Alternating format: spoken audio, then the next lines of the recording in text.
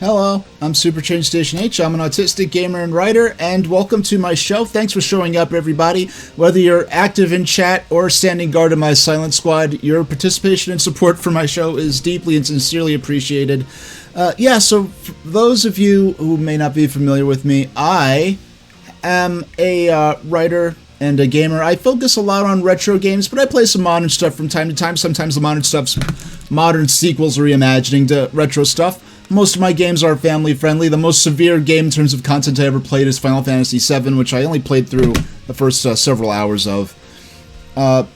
So for those who saw my previous show, you would know that I announced that we were going to be playing Trip World for the Game Boy. Now, this is a game that I've dreamed of streaming or sharing through, I guess, a Let's Play in some form or another since long before I started streaming. I never thought I'd own a legit copy. I was thinking someday I'd play a ROM or get a reproduction cartridge on Etsy, but an officially authorized re-release was made available through Limited Run.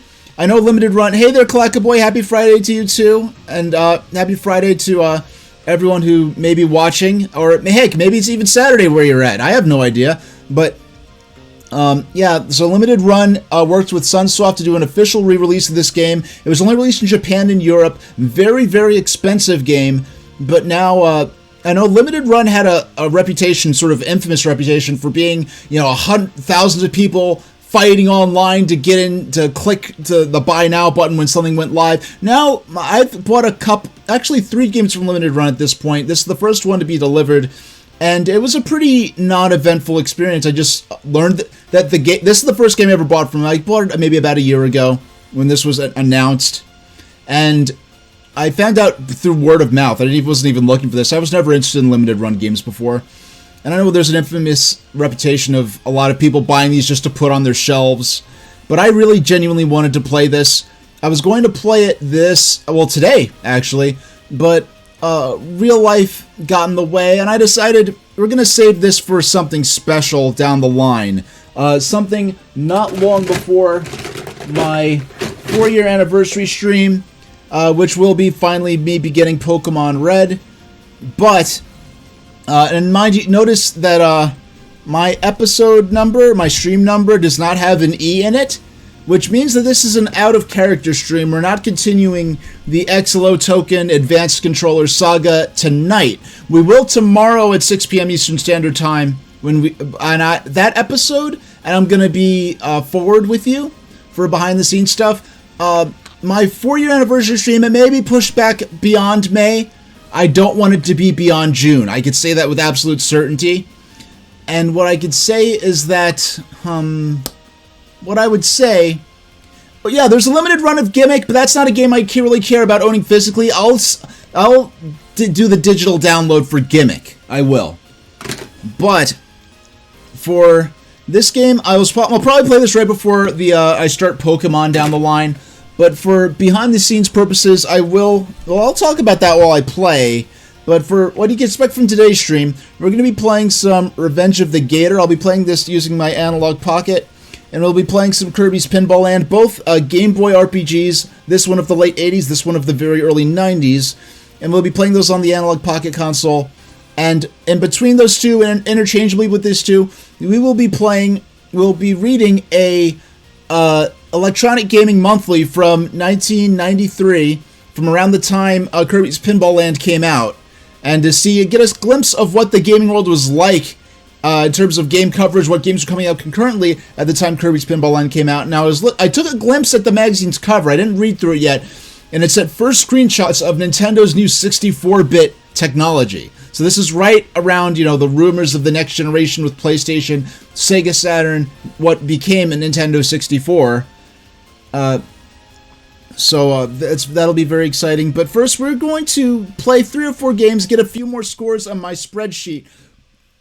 A few more scores of Revenge of the Gator, because I want to have a nice varied list of scores, my highs and my lows, and maybe work out some fun stats like my averages and stuff like that, like I did for Versus Pinball. And those who aren't familiar with this game, and I do notice that there's not, unlike a Nintendo published game, There's no copyright date on here, but this is from 1989. Alright, here we go. Actually, I do want to adjust my volume a little bit. Yeah, so this is not going to be... This is a fully out-of-character stream. No calls from the advanced controller or from 40 line today. But I will talk about the state of the sort of XLO saga, the Super Train Station, the adventures of Super Train Station H, such as it were. Is that right now I'm been doing Friday and Saturday streams. It was fun, but I'm gonna have this is gonna be the last Friday stream in a while. I'm gonna reduce my streams to once per week because even the simplest of those plot progression phone calls and sequences, like something like the shopping sequence from several episodes ago. If you're wondering what I'm talking about, you can click there. You can see a playlist of all the plot segments of my my stream, of the lore for my stream that started back in January. But I was building up towards, I was laying the groundwork for in terms of certain elements like the unique stream numbers that each stream has. Those are things I've been doing since my very first stream back in 2020. And even the simplest of those segments, and most of my plot progression segments involve different characters voiced via text-to-speech calling me, and various things happened with a gradually developing storyline.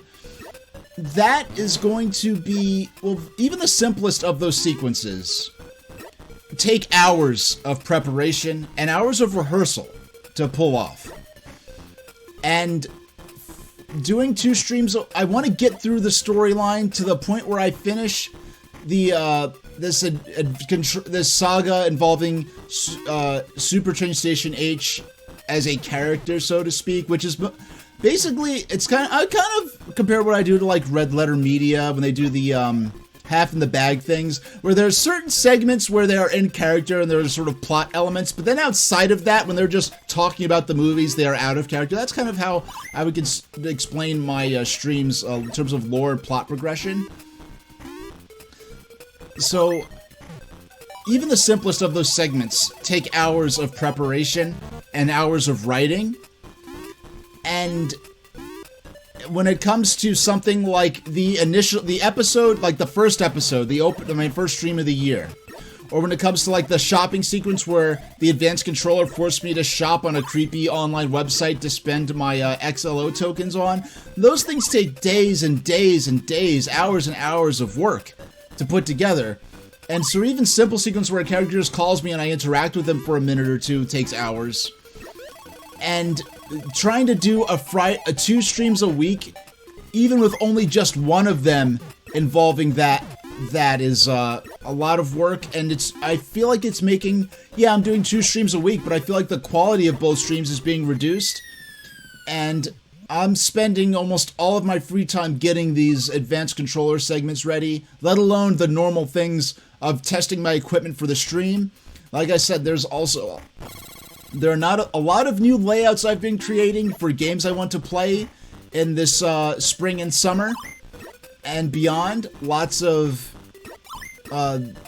games I'm doing audio tests for. Lots of plans for what games I'm going to play when and how. And there's lots of new software and hardware I've been testing and putting through its paces. Some of it I've already put into use, invisibly so. And you might notice that my XLO token counter is missing, that I've had for most of my streams since the Advanced Controller Saga started. And I think that sort of signals this is a fully, out-of-character stream where I'm sort of talking from a behind-the-scenes perspective. Now, there's some real-world factors that caused me to delay doing Trip World this week, and I'm going to save that for later on. And tomorrow we'll have an episode of the XLO show. I'm going to have to wake up early in the morning and start working on it. And I don't stream until 6 p.m. But I'm going to have to work very early to get all that ready, to do the rehearsal, to do the troubleshooting, and everything like that. And the writing, I didn't even really write it out yet. I know it's going to happen generally, but I didn't write it out properly yet. And that episode, tomorrow's episode of the XLO, tomorrow's installment of my ongoing lore for the stream is going to set things up such as that I can put the storyline on hold.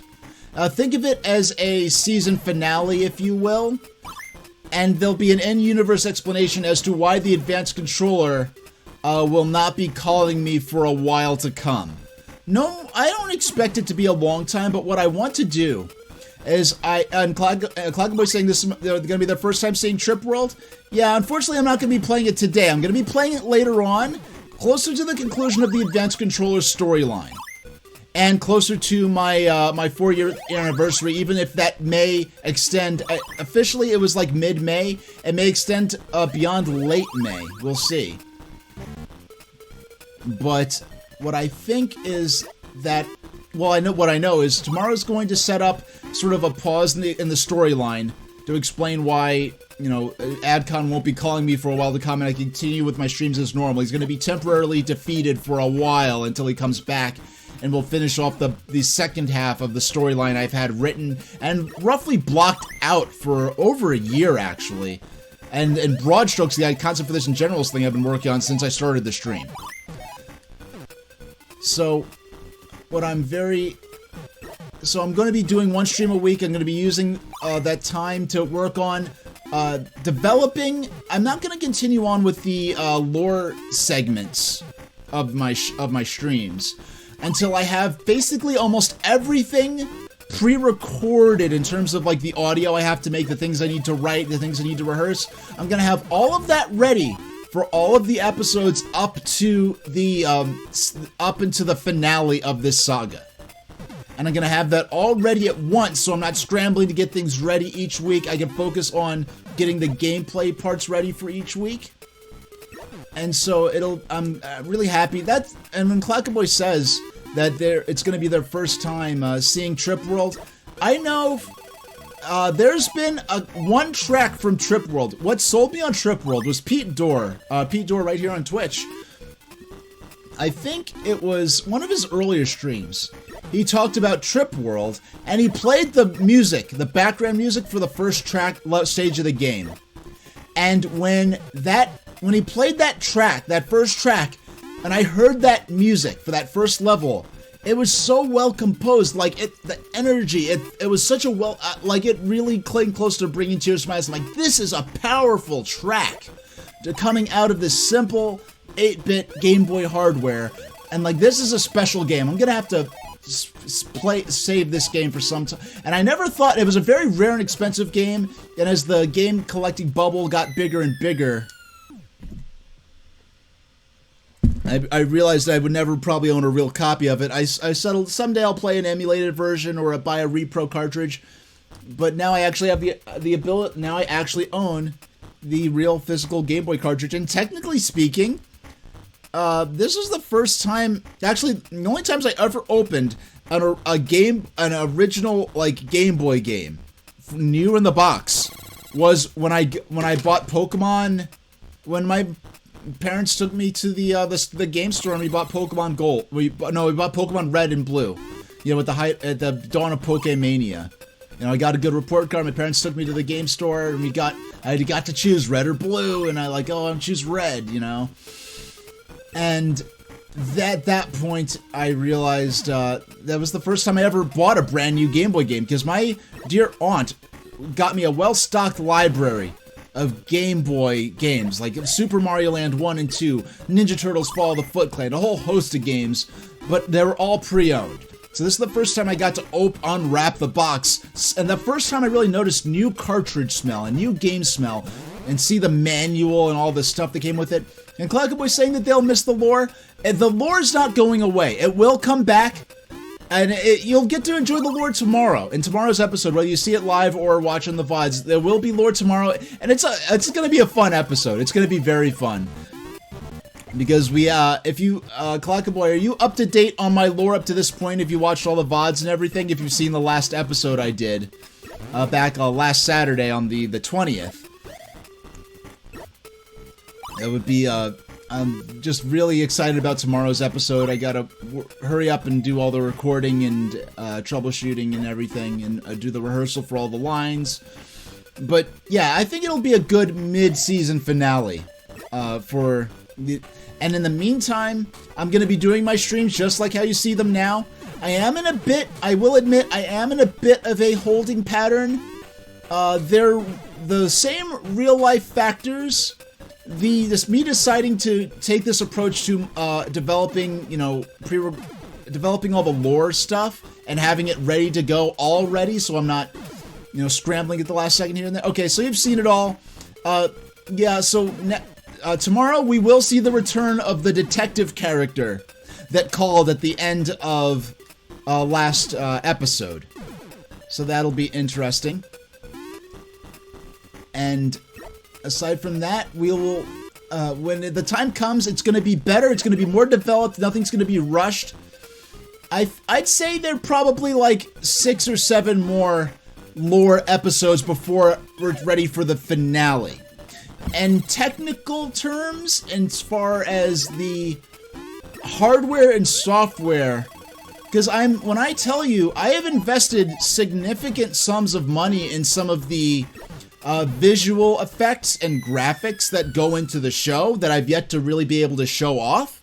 So I'm very excited about that. Okay, 228240. 228240. Almost as good as my previous score. Yeah, so I will, in terms of the games I'll be playing, I'm not saying that there won't be any new games revealed until then, but I am in somewhat of a holding pattern, if you will, where there's some games that are like some real bucket list type games. I don't want to drop any of those between now and the end of my 4-year anniversary stream, which will be the series finale of the Advanced Controller saga. But as coincidental to that, there's some other real-world factors in my personal life that have caused me to specifically delay the reveal and the playing of Trip World.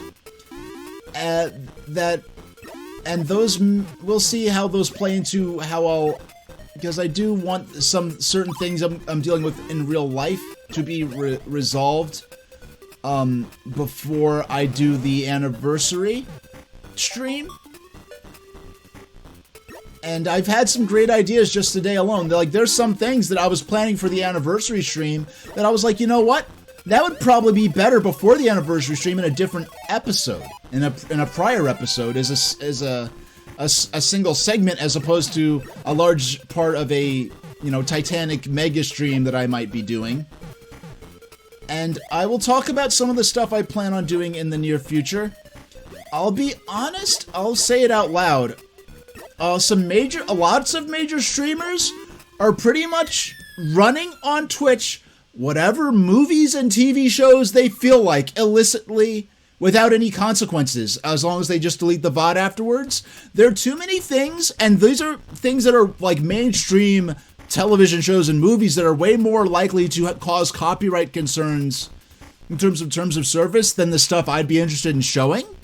And I'm like, if they're showing these mainstream movies and cartoons and stuff that are currently commercially available, some of the obscure stuff that I've refrained from showing for a concern of respecting, for avoiding copyright problems on Twitch, I could reasonably, with a high degree of likelihood, expect to get away with.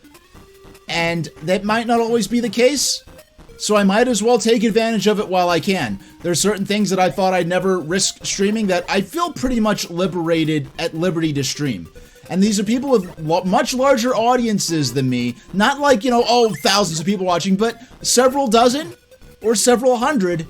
And they're doing this regularly, and I'm like, I might as well go for it. I might as well give it a shot. That's something I may move. And in addition to that, there's lots of just public domain and non-copyright enforced material that that I've wanted to stream that I just happen not to have. And I am I've said holding pattern a lot, I know, but I am in a bit of holding pattern in terms of the games I reveal. Like, I played Pokemon Pinball for the Pokemon Day back in February, the Pokemon Day Pokemon Presents stream. That's something I will be playing again. The next stream I plan to... does that mean I'll stream Peanut specials?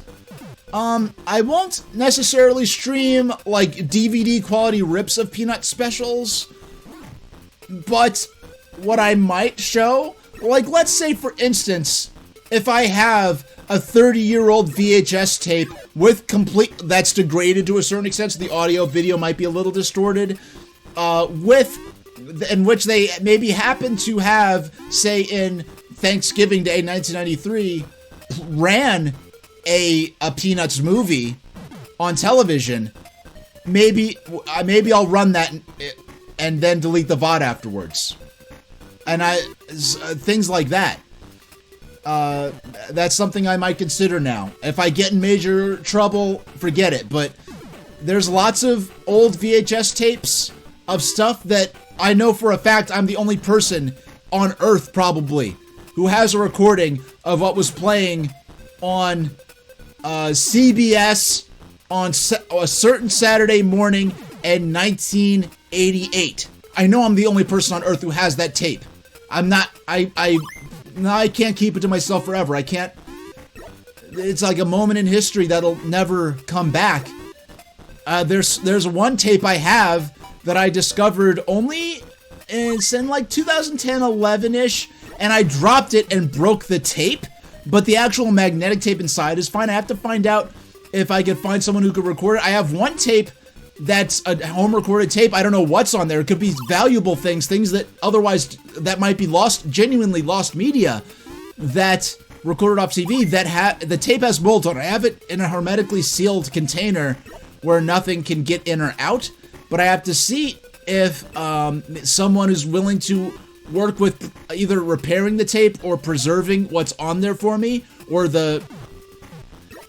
I have a tape with It's the Great Pumpkin, Charlie Brown, but only the first half of it, because halfway through something funny happened, so I stopped the recording my grandma was making to rewind and watch it, and because of that, the second half of the special isn't recorded.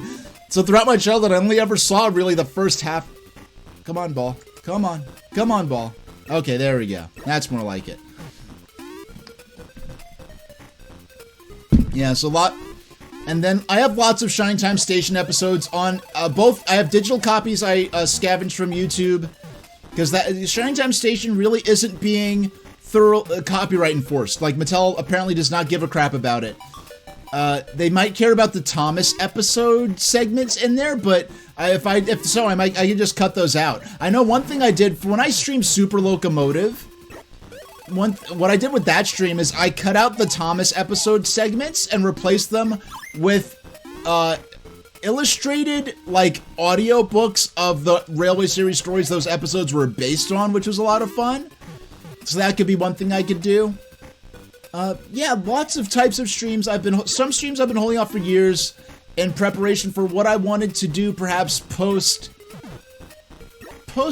anniversary, because the stuff that's gonna happen in my anniversary stream is stuff I've been planning since before I started streaming, since before I bought my computer to stream with. 189130. Hold on. 189130. Okay.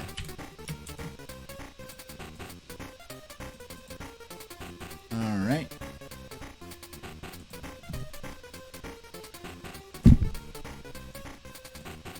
And I've been thinking, I just wanted to enter my score real quick. We'll do one more score for Revenge of the Gator. Then we'll do a single round of Kirby's Pinball Land until I get the inevitable game over. Then we'll move on to the magazine, and then we'll do some more pinball. I can't say how long this stream may or may not be. This is a shorter stream to sort of go fully out of character. I mean, I'm really not in character except for during the moments when the other characters call me on my, where's my prop for the phone? Here it is. I'm really only, like, in character, such as it were, when they call me on this creepy phone prop I got, and I talk about, hi, Adcon, what's going on? And then I'll talk about the aftermath. But those are the only times I'm really in character, such as it were, even with doing the storytelling stuff within the streams. But one thing I came to learn recently is that on YouTube, if you subscribe to someone and don't watch most of their videos, the algorithm counts it against the channel.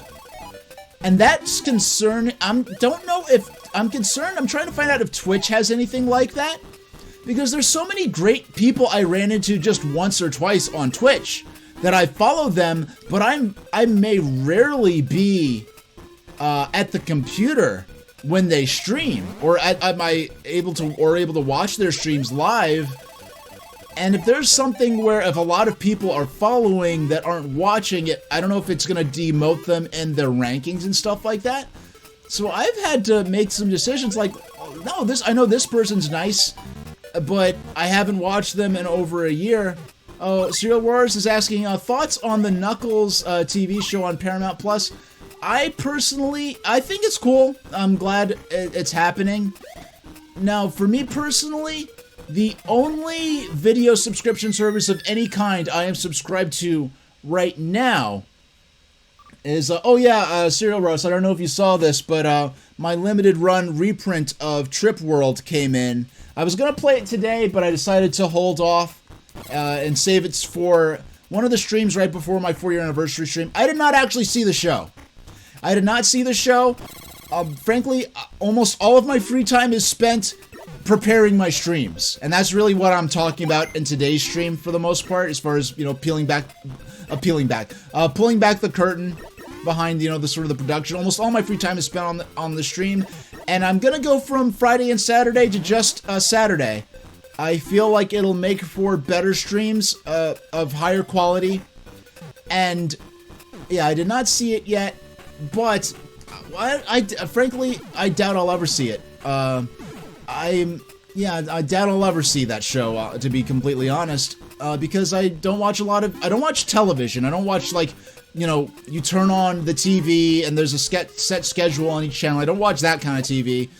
I don't really watch streaming stuff. The only video subscription service I'm subscribed to is Amazon Prime, which I'm subscribed to basically by coincidence of the benefits it provides me with as a Twitch streamer, to have my VODs visible on my channel for longer, and to be able to do officially sanctioned watch parties. But Serial Wars, I think you'll like to hear this. I know I've been watching a lot of much bigger streamers than me, much more popular streamers than me, basically just streaming mainstream commercially available shows and even movies with and facing no consequences.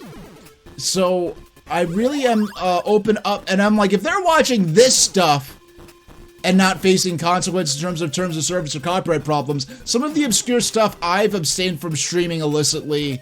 I know, no one cares about some of this stuff, but just out of I guess being a goody two-shoes, I've refrained from doing so. A lot of stuff that's was preserved by my mother and grandmother on preserved VHS tapes from the late 80s and 90s, some stuff like that, I'll consider running on Twitch, now.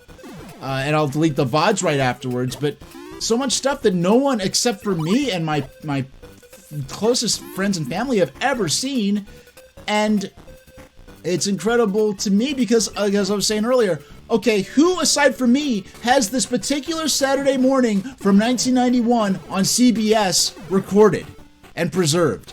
No one, probably. And I have it.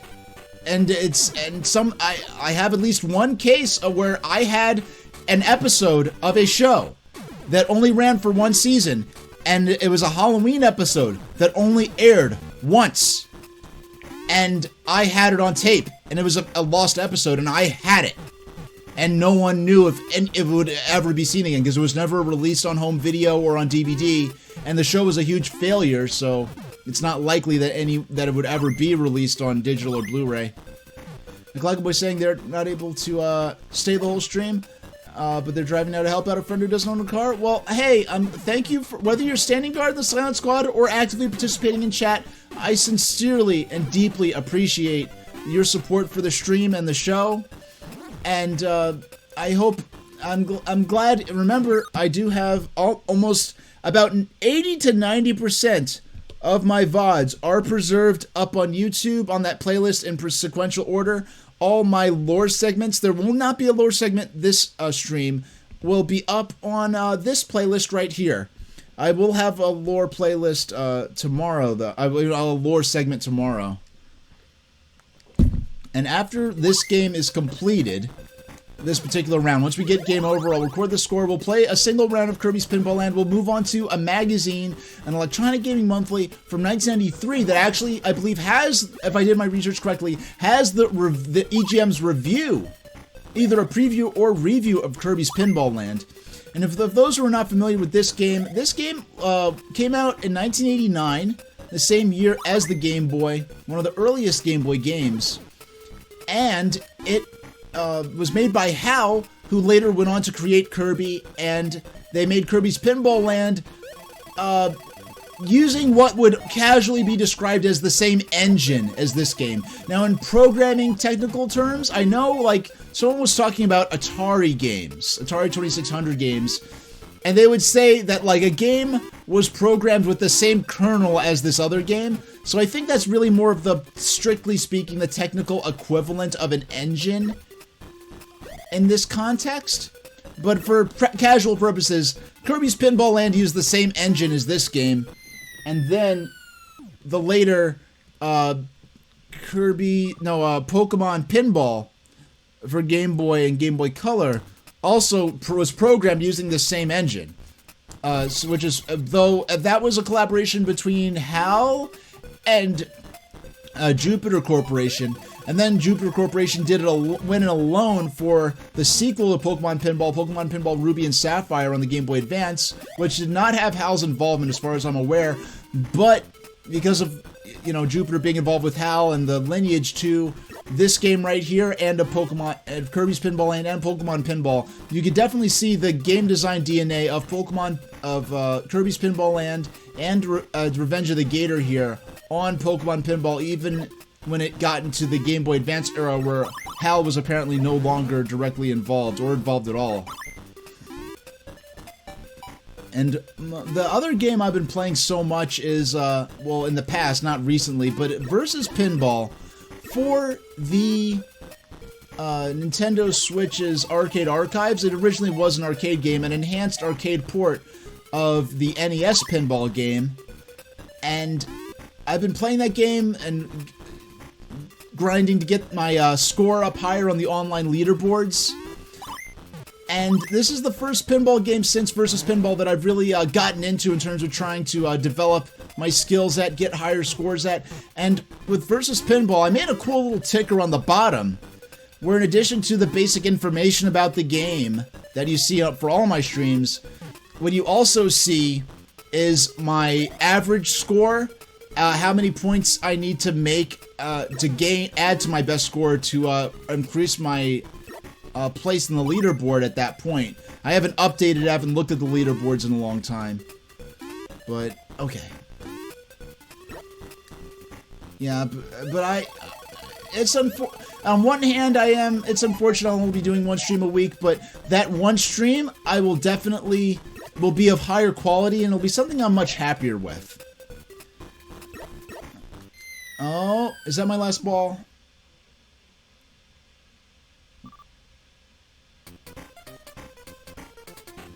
Oh, so you have preserved tapes from the 80s too. Are these any of these home recorded, or are they just you know, manufactured tapes you got from the shops or your parents got from the shops? 155290.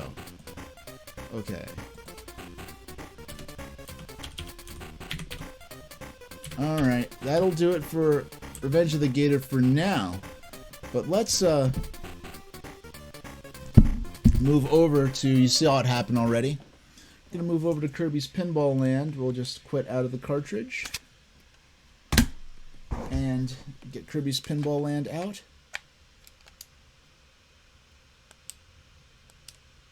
And there we go. And streaming it through our capture card is as simple as dropping it in the dock.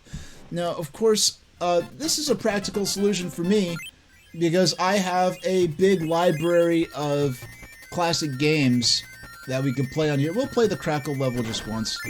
This is for the first time. I've been playing this game for years. I first played it back in '95, but last time I streamed was the first time I ever beat one of these stages. This is a very difficult game.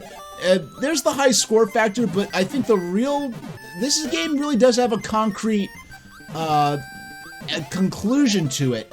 And I feel like the pinball games that aren't just high score attack, but have a concrete, I guess, quest you're trying to do that sort of marry elements of pinball and platform elements. Games like this and Sonic Spinball, they don't feel as fun, and they can, compared to a score attack pinball game, something like Nintendo's Versus Pinball or Revenge of the Gator, I feel like the games can get frustrating because, yeah, if you were just score grinding, yeah, sure, you're doing great. Now, you have that element, like in Revenge of the Gator, where you do fall below the bottom of the table. However, in this game, it incorporates a little mini-game, where as Kirby falls down, you have a window to press the button with timing to relaunch Kirby back into the playfield. You notice the ball is much larger, much more... the ball is gigantic compared to Revenge of the Gator, because Revenge of the Gator is an alligator-themed pinball table, right? But here what we have is our ball is an actual character, which is Kirby. And so they made Kirby bigger and more detailed. And a part of the way they did that was eliminating the area to the right of the playfield where you would launch, where the ball would launch through with the plunger. Here we just have Kirby launching through the gutter, being launched into the playfield. And each time you let the ball fall through the bottom of the playfield, the ability to launch Kirby back into the playfield becomes more and more difficult to do so. It becomes much harder to launch him higher through multiple sections of the table. And I think after 3 attempts, you just can't do it anymore, and it counts as a lost ball, a lost Kirby. And this is, like I said before, the same engine that we will see being used for Pokemon Pinball. I don't have my layout ready for Pokemon Pinball, but after this single match, once we lose all our Kirbys in this round, I'm gonna pull out my Electronic Gaming Monthly from 1993, and mind you, I did not have a Game Boy, so they say we lost a Kirby. It rallies up our bonus score for the end of that ball, and then our next Kirby hops on the platform, and with good timing, we press the A button, and our ideal is to launch the very top of this sort of cascading tower of 3 or 4 tables. Okay, I did it. I actually did it. So we launched the very top. We have a mini-boss up here. The Sun and Moon characters that are a mini-boss in Kirby. When we defeat them, we'll go to the proper boss, who is Kracko. So the Sun and Moon, I forgot their names within Kirby lore. And here we've got the ball stopper, and Kirby theming is our gutter stopper is the Maximum Tomato. And our outlane stoppers, which I wish I had, my outlane stopper, which was the helium tank that provides health to Kirby in the mainline platforming games, just happened to have run out less than a second before I actually got shot down the outlane. But our outlane stopper was the Maximum Tomato, which when we played Kirby's Dream Land and read the manual, yeah, the manual inexplicably described, instead of calling it the Maximum Tomato, it called it a bag of magic food. And I guess with the graphics of the sprite in the first game, I guess what I suppose is that whoever was responsible for localizing that manual misinterpreted the sprite as a bag of food instead of as a tomato. Oh, I'm familiar. I remember being like 4 years old. I know Guatemala is because I know one of their major exports was the tree sap that's used to make chewing gum and also a lot of rubber products. That's when I was a little tiny little tot. That's how I first learned of the nation of Guatemala. Oh. Okay, doggone, we got into stars, so we have to fight the mini-boss again.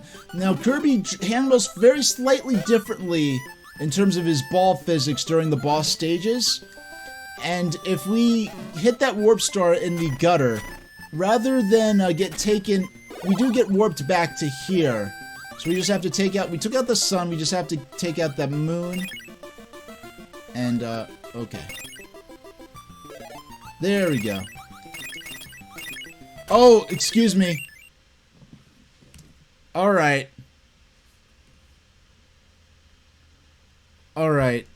Okay, so... Okay. Gudetama, not Guatemala. Okay, that's what happens when I need new glasses...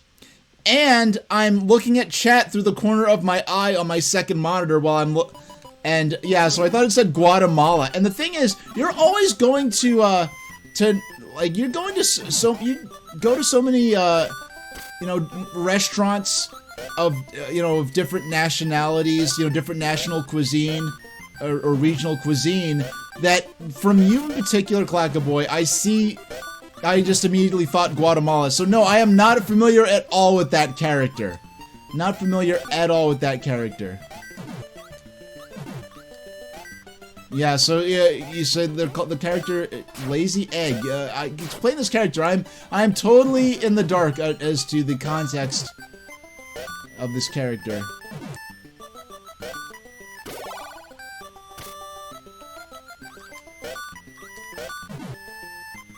Oh, come on. Come on. No, he took the umbrella away. Doggone. At least I didn't hit the warp star. I do not want to hit the warp star and lose my progress to this point. Okay. Oh. Now I keep forgetting the B button is... Oh, you know what? Now I just noticed this, and I think I never really noticed it until... I'm playing this. This is the first time I'm playing this on the Analog Pocket. And the last time I was playing this game, it was on Game Boy Pocket back around 2005, 2006, when I was having my sort of Game Boy classic renaissance. When my mom found an old Game Boy Pocket in Goodwill and got it for me, unsolicited. Genius move, Mom. Thank you so much, because to have... I went through a phase in like 2004-ish where I rediscovered my original model Game Boy and was playing that again, showing it off, and, you know, being the weirdo in my, you know, senior year of high school. But then, when I got my Game Boy Pocket, when I had all the joy of playing my original Game Boy games in black and white, but with that higher quality screen, that's when I really started, like, maybe rebuying some Game Boy games that I had repurchased back in the 80s. Oh no, not in the 80s. Back in the late 90s. You know, some games you just sell to make space for other games when you only get, you know, 1 or 2 games per year. Now, I didn't buy a lot of... Pokemon was the first brand new Game Boy game I really asked for. Because when I got my Game Boy in '95, my dear aunt provided me with a fully stocked library of some very highly desired, you know, real classic Game Boy games, including, like I said, what games did I get with my Game Boy in '95? It would have included Super Mario Land and 1 and 2, because those were definitely the first 2 games I tried. Of course, there was Tetris, Ninja Turtles Fall of the Foot Clan, Super, you know, Ren and Stimpy, the Ren and Stimpy platformer. I did not like that much. There was Dr. Franken, the Adventures of Dr. Franken, which I really didn't like that much. That was definitely Dr. Franken and Fall of the Foot Clan Ninja Turtles were some of the earlier games I gave up for the sake of for the sake of being able to get my hands on Pac-Man. And yes, Pac-Man for Game Boy, because I was fascinated by the earlier history of video games. At the time, to me, ancient history of the early 80s, but at the time, really, like, wow, like, not even a decade ago, which is weird thinking back in that context, how relatively recent those things were. But it was before, if you wanted to play, you know, I heard about Pac-Man from my parents, I read about it in some of the earliest books and it wasn't even a book about video games, it was a book about fads throughout the 20th century, and it was written in the mid-80s, before the rise of Nintendo, after the home console game market crash in North America, where you could really read about Pac-Man and video games, And it wasn't a book about games. It covered stuff from the early 20th century, like flagpole sitting and the like, other fads like that, or goldfish swallowing. And that's where I started reading about these games that predated my involvement or knowledge of games. And I became so fascinated with it. And the only way you couldn't see what these games even looked like, I'd have to ask people, really adults in my life, what did these games look and sound like? They'd explain it to me, and I hear almost spoken of. And to me, they're almost like hearing legends of the old times, long ago, of the first major game system. They were aware of. Oh, I think that's a game over, sadly. But while one door opens, when a door closes, a window opens. That's how the saying goes. Because now, let me stretch out a bit. For now, what we're going to do, I'm going to switch over to retro. I'm going to switch over from. I'm streaming under the pinball category. Ah, there we go. So I'm going to switch over to retro. As we read some of this we're going to read this EGM. Now this is from November 93. That's from the time that Kirby's Pinball Land came out, or at least I think the preview or review of this game is here. So some background on my history as a gamer. My first proper modern game was, I've got it right here. I've always got it in arm's reach because I have a little box with all my cartridges in it. Yep, here we go. This very copy of Sonic the Hedgehog for Game Gear, and I played it, and I fell in love with games. I really did. I knew about Nintendo Entertainment System. I remember seeing commercials on tape for the original Legend of Zelda. I knew Nintendo, and I saw commercials for the Atari 7800, Atari XE as well, I think, or XEGS. But anyway, even some of the last Atari 2600 commercials that they were trying to push as an NES alternative for budget-minded parents whose kids wanted a video game. But, hold on. So, I had Game Gear. I was a Sega kid at this point. I wasn't against Nintendo, but I was familiar with Sega. I loved Sonic. I'd watch his weekday and Saturday morning cartoons every time I got the chance to do so. And the cool thing is that I don't think we had EGM. I think we'd get Game Pro occasionally. Definitely wasn't a Nintendo kid. But I was aware of Mario. I knew of Zelda. It was some kind of medieval adventure game. I knew of Kirby. He was even the earliest commercials for Kirby really emphasized, oh, he's not just a cute little puffball. He's also a very powerful hero. So I knew of Kirby. And I remember when Sonic Spinball and Kirby's Pinball Land came out relatively close to each other. Because 93 was the year, because Sonic came out in 91, Sonic 2 came out in 92. 93 didn't have a mainstream platforming Sonic game on the home consoles, and the substitute for that was kind of Sonic Spinball. So, oh, you know what? November 93? Yeah, this would have been around the time that November, and I have this on tape, we're going to watch it on stream someday, a VHS tape from November 93 that my parents recorded for me. Thank you so much, my parents and grandparents, for recording those things for me, where there were lots of commercials for Kirby's Adventure and Kirby's Dream Land, and commercials for Tetris 2, and the commercial for Tetris 2 was the first time I really became aware of Tetris. So we've got Sonic the Hedgehog. What is this? Oh, Sonic, you know what? There's Metal Sonic here, so that means this is going to be for Sonic CD. So Konami Zombies Ate My Neighbors, a game I was aware of, never actually played. And the closest I came to playing this was watching the James and Mike Monday episode where they played through this game. So assistant editors, Sushi X was kind of a gag character that I believe was later revealed to be an amalgamation of, but he had one of his character traits was that he hated handheld games, he hated the Game Boy, but what he did was that he, when Pokemon came out, the Sushi X review of Game Boy was like, even I love this game. So that's when I knew. I'm like, wow, even Sushi X likes Pokemon.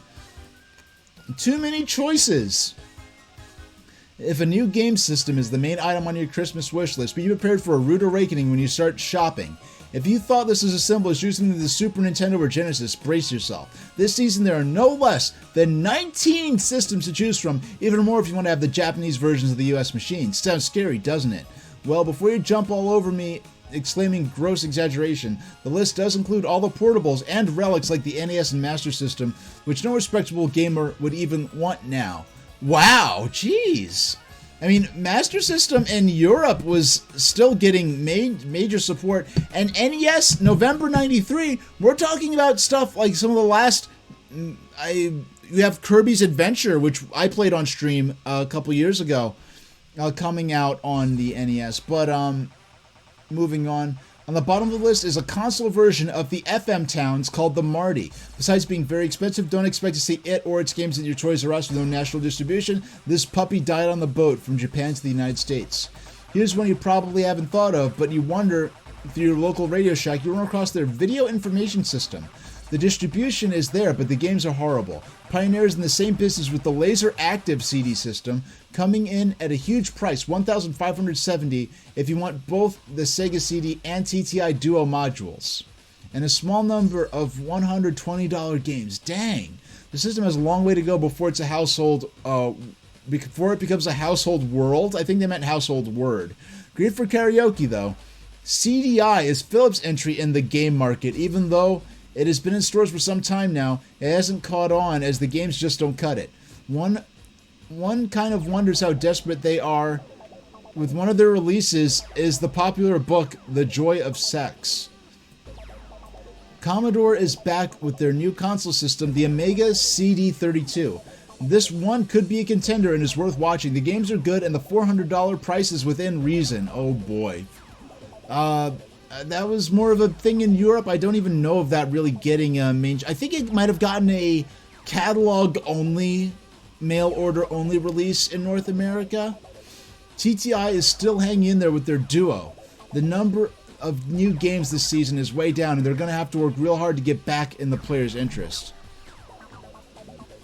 SNK's home arcade machine, Neo Geo, is becoming a worthy investment if you like fighting games. Come on, guys, how about something new? Atari has made a big splash with its $200 Jaguar. You know, it's funny, Nintendo would launch N64 at the $200 price point a couple years later in '96. The first games are okay, but they'll need to get big-name third-party developers that are needed in order to turn it into a major contender. Now, $200 for the 64-bit Jaguar, I wasn't, I'm a younger kid at this time, but I remember saying, like, okay, there are all these CD 32-bit, 64-bit systems coming out, and I was a Sega kid, but why does Donkey Kong Country screenshots look better than some of the Sega 32X screenshots I'm seeing, and you don't even need an extra system or an add-on for it? So, and then Sega was coming out with games like Balls, and Nintendo came out with Star Fox, and I'm like, they're doing 3D polygonal games, and just the screenshot showed it was something different than, what the consoles were typically doing, and you didn't need any CD or 32-bit add-ons like the 32X. Now, 3DO is the premier new system. If you could swallow the heavy startup price, it might be worth the price of admission. The first batch of games are good, but not great. Needs time to mature. Sega comes out on top with its Sega CD. Though it started out poorly, Sega CD and the upcoming AX101 and Midnight Serenade, I never heard of either of those games, could pull it out of the slump. But next year's 32-bit Saturn in Japan may cause some players to wait for their whole new system. And mind you, look at this. Sega CD, they're talking about the Saturn. This is before they announced the 32X, which was a 32-bit sort of booster, sort of parasite platform to the Sega Genesis that did not last long at all, because they already knew the Saturn was on the way. So we'll go back to, we'll zoom out a little bit. Oh shucks. We'll zoom out a bit and continue. Excuse me, I do not need to see my voice, my mic processing software. Where's my? Okay, here we go. Here we go. That's more like. Oh no. How far did we missed a whole bunch of stuff. It was trolling that whole time. Okay, so fight the good fight. There's the NFL quarterback. Troy Aikman, Jim Kelly, John Elway's the only name of these I'm probably gonna recognize. Randall Cunningham, Phil Simms, Bernie Kosar, Steve Young, Warren Moon, Boomer Eisen, Mark Ripien. Yeah, John Elway's the only one of those I remember. Pop quit. So here's some third-party controllers and accessories. Look at this.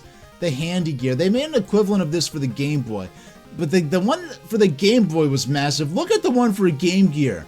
You can, the one with the one of these they did for Game Boy. You can still tell that there was a Game Boy under there. Here, you cannot see the Game Gear itself at all. It is completely like smothered in all this plastic. He's back. Sonic Mania Day is coming November 23rd. Sega rolls out their famous Hedgehog in the grandest of styles with 3 versions for the Sega CD, Genesis, and Game Gear. Sonic CD, Sonic Spinball, and Sonic Chaos. Fill 12 spectacular... Ooh, okay, I might... Oh, boy. Oh, and look at this. Oh, here we go. Okay, we're going to see Yoshi's Cookie in a minute. I'll talk about Yoshi's Cookie. Okay, so Yoshi's Cookie here. Yoshi's Cookie is a game I was passively aware of in the sense of, like, there were all these Super NES, and Game Boy. 3 consoles for one game. It happened with Tetris. Tetris got bundled with Dr. Mario on Super NES, but Dr. Mario and Tetris were bundled in as one game. Yoshi, just the game called Yoshi, or Mario and Yoshi in Europe and Japan, was on NES and Game Boy. Tetris Attack was on Game Boy and Super NES. Yoshi's Cookie was on NES, Super NES, and Game Boy. We'll read the ad copy first. Cookie Chaos for Mario and Yoshi. Mario and Yoshi are filling in at the cookie factory and the snacks are piling high. As fresh-baked cookies roll out of the ovens, it's up to Mario to sort and stack them before they pile too high. Line a roll of the same kind of cookies either vertically or horizontally and they vanish. Clear the screen to move on to a new level of Munchie madness. Yoshi appears from time to time to stir things up. Play for high score or go head-to-head against a friend or the computer. Mouth-watering madness doesn't let up. In the tradition of Tetris and Dr. Mario, Yoshi's Cookie is a heaping helping of lip-smacking, snack-stacking cookie chaos. It's a heaping helping of cookie-crunching fun. Challenge the friend or computer for more Munchie madness. 100 stages plus bonus rounds, 1 or 2 players, or play against the computer. Choose to be Mario, Yoshi, the princess, or Bowser. Extra puzzle game from the creator of Tetris. It's a snack attack by Bulletproof Software. Good old Bulletproof Software. So, Yoshi's Cookie.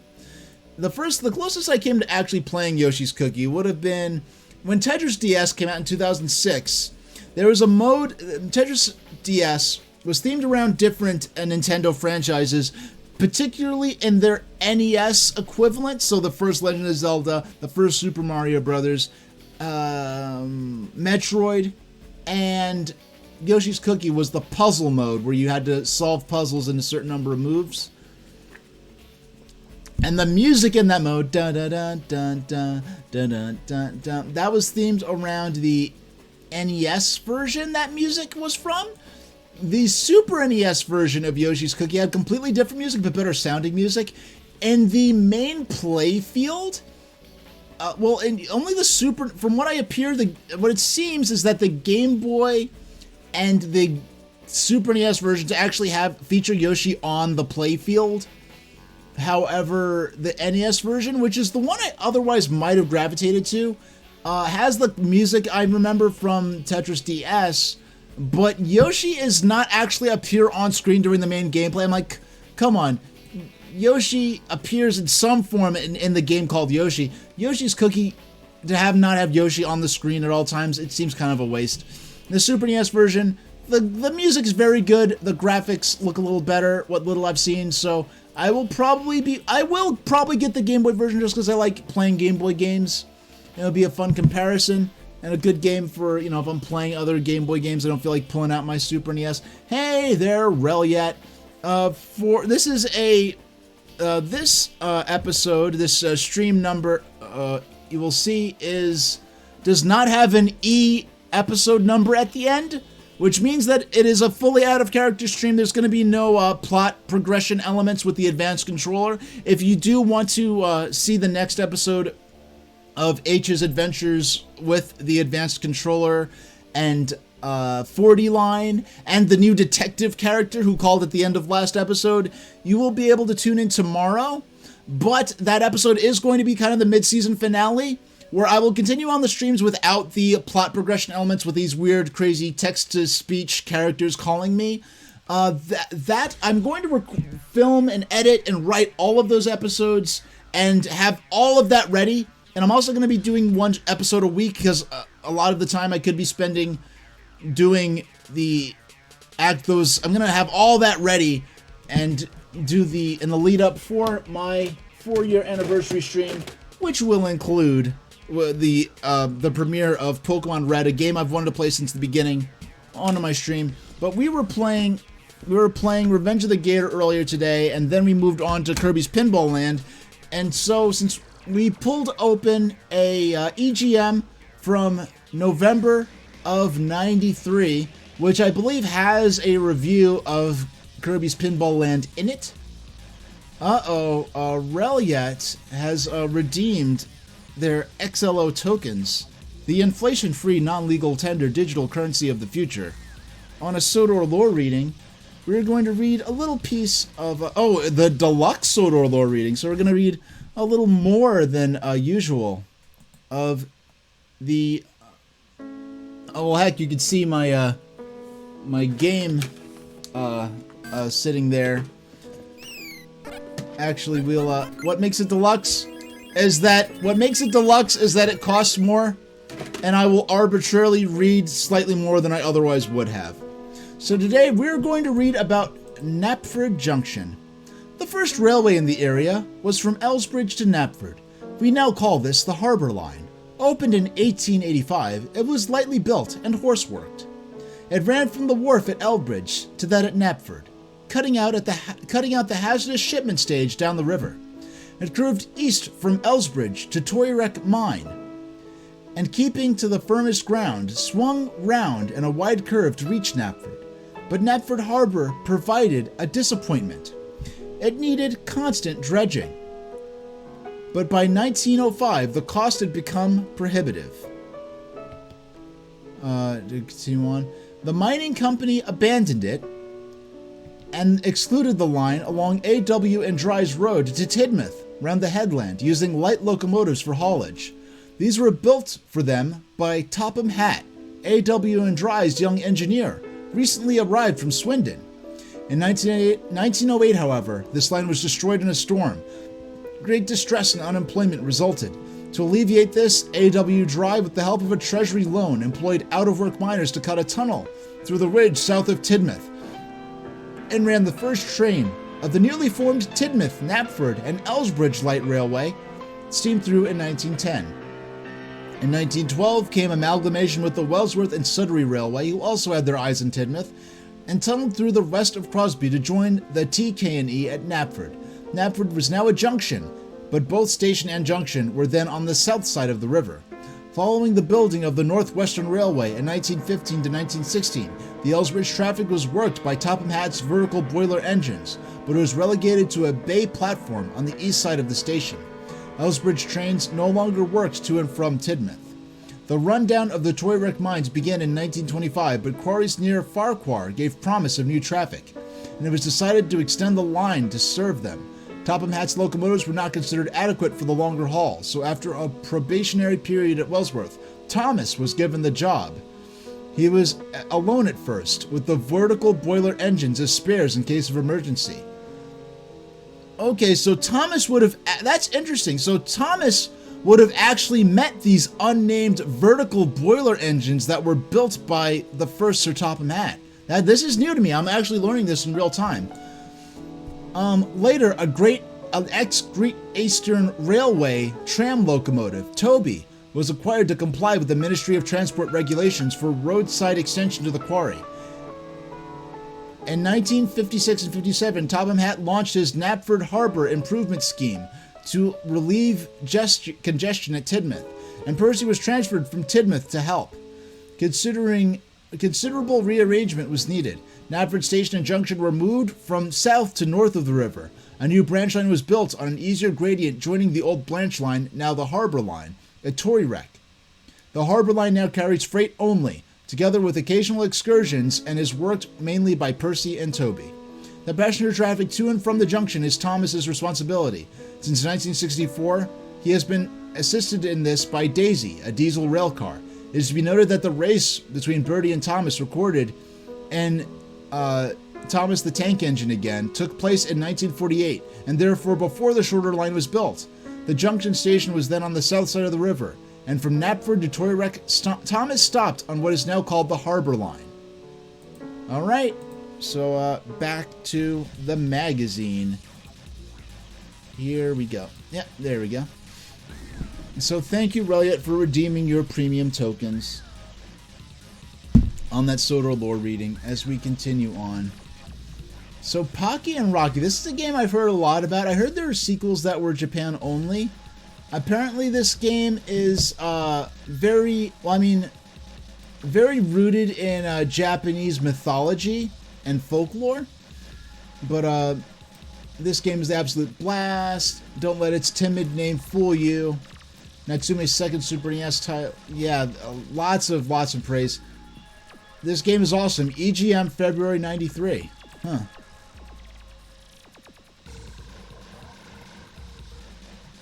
Never actually played it, but actually, I want to look up, make sure I didn't. You want to get. Oh, here we go. Instant Party. So here we've got Super Bomberman Party Pack. I never played any of the Super Nintendo Bombermans, but back in like 93, 94, my parents, my family, we would rent a TurboGrafx 16 from the local mom and pop video store, and Bomberman, the first traditional Bomberman I played was the TurboGrafx 16, and next I played Bomberman 64 on Nintendo 64. But this, we've got the multi-taps of 4-player Bomberman. I only played 2 on the TurboGrafx 16. I think it was Bomberman 93 or 94, I guess, and we played. But let's check this. Let's zoom in on these. These will be some interesting letters here. So, Project Reality Part 1. So I read about Nintendo joining with Silicon Graphics to produce their new 64-bit CD-ROM machine. It's very interesting. This person is assuming this is going to be a CD. Oh my gosh. Oh, this poor person. Let's read this all out. I glanced it further down. I read about Nintendo joining with Silicon Graphics to produce their new 64-bit CD-ROM machine. I couldn't help but get excited. It's about time Nintendo finally got serious about CD-ROM technology. Yeah, keep holding your breath, kiddo. Poor Jonathan Scott's from Santa Clara, California. While Nintendo may take their time in getting theirs to market, you know it will be good. I bet Sega is seriously considering the future of their Sega CD after this interesting news. And here we have another. Oh no, here we go again. What is Nintendo trying to pull this time? Nintendo seems to pride themselves on being all smoke and mirrors. How long are we going to have to wait for the system? 2 or 3 years? 93? This is 93 and it came out in 96? Yes, you called it precisely. 2 or 3 years, and the price is only going to be $250. Yeah, right. No, he's saying like the price is only going to be $250. Yeah, right. Yeah, you were wrong. It was only $200 US. Yeah, right. And I'm the proud owner of the Sega CD. Although the flood of games isn't overwhelming, it's still the one system that keeps many players happy with the next level. Next one. I really hope Nintendo knows what they're doing. Sega is a growing market with their Sega CD, and all of a sudden Nintendo announces yet another CD-based game system. How many times can the consumer get fooled into believing these Nintendo tales? And now the editor is responding. This is probably the first of a whole series of pro and con letters affirming Nintendo's 64-bit CD-ROM. Wow, they really just flat out assumed as a given that this machine was going to be CD-based. We read, and it's funny, last stream, which is up on my VOD channel, if you type in !VOD commands, you'll get the link to my VOD channel, my VOD playlist on YouTube, where about 90% of my streams since 2020 have been preserved. But what we see there is Nintendo really on their own terms, on their own magazine, breaking the news on their partnership with Silicon Graphics for the Project Reality. And there, Nintendo is saying, we don't know if it will be CD or cartridge based yet. So they haven't dedicated to a particular form of medium at this point. No, but based on Nintendo's past track record of vaporware, it still seems like Nintendo's playing the old shell game. So they're really doubting whether or not this thing is even going to come to market. That's interesting. So here we got the Pocky and Rocky. So we've got the Hook game. See the You or Them. Soldiers of Fortune for Genesis and Super Nintendo. This will be interesting. Too little, too late. After seeing pictures of Nintendo's new NES in your magazine and its store displays in an electronics store, I can't help but think why. Is Nintendo so desperate to keep consumers that they will actually redesign the extremely old and outdated NES? Nintendo should have saved the money and used designing on producing the new NES to bring a CD-ROM system to market. Or is there just that much plastic left over and trading their NES for Super NES? I'm sorry, Nintendo, but you're 2 years too late in bringing back the 8-bit. Man, it's so interesting how much backlash there was for this NES redesign. This is very clearly a budget system, for people who do not care about the latest and greatest. They care about value, having a large value of low-cost games. This is the same sort of backlash you saw when Nintendo announced the new Nintendo 3DS XL, the new Nintendo 2DS XL, late into the 3DS's lifespan, and I was about to make an article specifically saying about why bringing the new Nintendo 3DS capability to the 2DS line was the next obvious move for the late stage 3DS lifespan. And then I'll write it next week, and then Nintendo announced the new 2DS XL. I'm like, darn it. So back at the Summer Consumer Electronics Show, Nintendo didn't seem to make much of a fuss about the new Nintendo Entertainment System.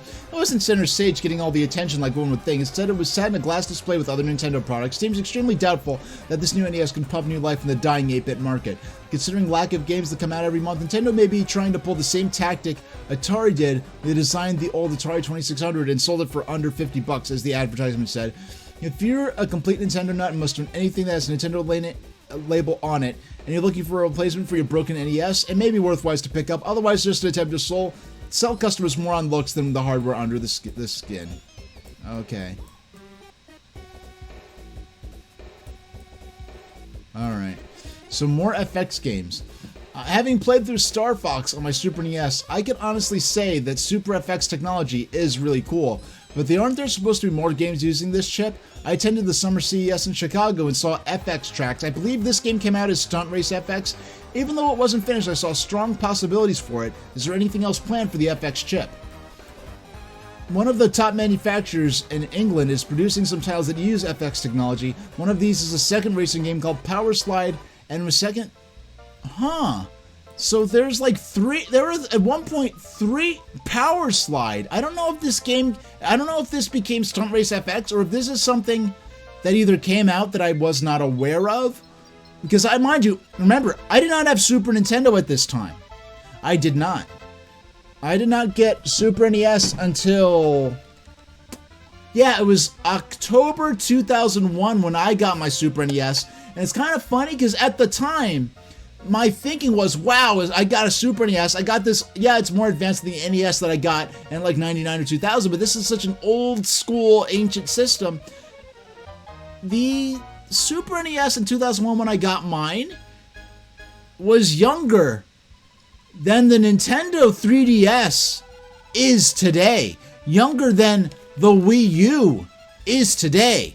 And that's incredible to even think about. So, yeah. So this era, I was aware of, Donkey Kong Country coming out and having unexpectedly good graphics. So yeah, Ranma 1/2 Hard Battle. This is a game that, it's incredible that this game even came out.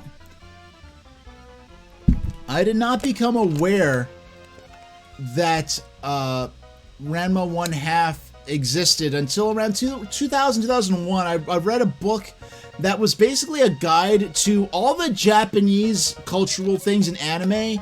And when you're talking anime in like 2000, 2001, we're talking on the tail end of, I remember my brother trading, my older brother in high school trading tapes. And when I say my older brother in high school, I'm talking about in the mid 90s, like 95, 94, 96. Trading tapes of fan-subbed bootleg VHS tapes of, you know, of Lupin the Third, of Akira. And this is the era in which we're talking about Ranma 1/2. I don't even... Oh, it did come out. For information on the videotape and comics... Oh, so this was officially released on video. You had to write in, I guess, to this number and to get a catalog. Wowee. So, AH3 Thunderstrike. We got some, we don't have the prices, but we do have, some coupons for some games and accessories for the consoles at the time. Alien vs. Predator for Game Boy, Streets of Rage for Game Gear. The Genesis was going for $129. Oh, wow. Okay. I did not... The Victor Max. Okay, the Victor Max, that's an extremely obscure console. I owned a Victor Max at one point, and I couldn't figure out how to set it up. I ended up selling it. Wait. No, was Victor Max a standalone? I don't know, but you know what? We've got an incoming ad break. You've got an incoming ad break. And what I'm gonna do, I'm gonna go on break, I'm gonna get up, stretch, refill my water bottle, and when I do that, I'm going to run an ad. Because I really would hate... I don't want to ask people to subscribe just to not miss content because of Twitch's forced ads. These ads mean nothing to me financially. I'd be surprised if I make 50 bucks or even 30 or 20 bucks in a year off these darn ads. I'd do without them and not have my viewers have to deal with them. But instead, we're going to have to run ads one way or another. So we will go onto our break screen. I will be back in 4 minutes. And when I come back, we will continue with the magazine reading. We're going to finish this whole magazine, play a little more Pinball, play a little more... And Pinball, both Kirby's Pinball Land and Revenge of the Gator. And during that time, the ad will run, and you won't have to miss any content. So go ahead, pop some popcorn or whatever, and I will see you back in a few minutes.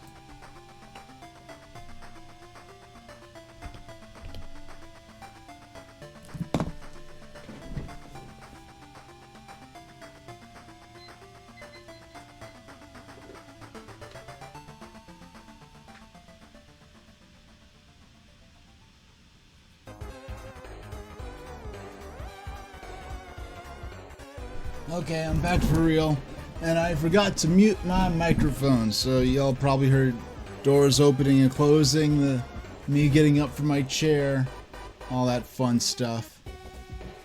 But, okay. Okay, I just gotta...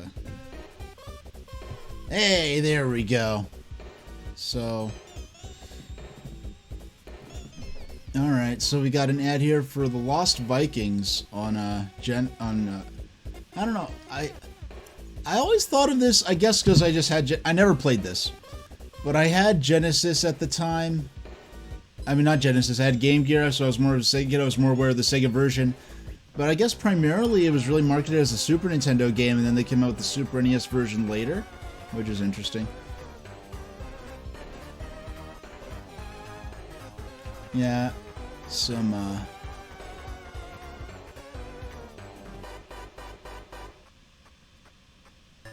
yeah, so here, this person's complaining about the endings of their games.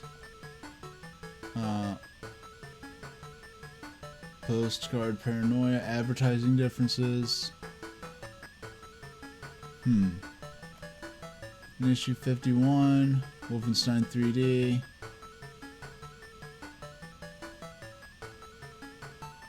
Now, I want to zoom in here. This looks interesting, but you guys keep talking about Capcom's Mega Man X, but when are we going to see more of this game?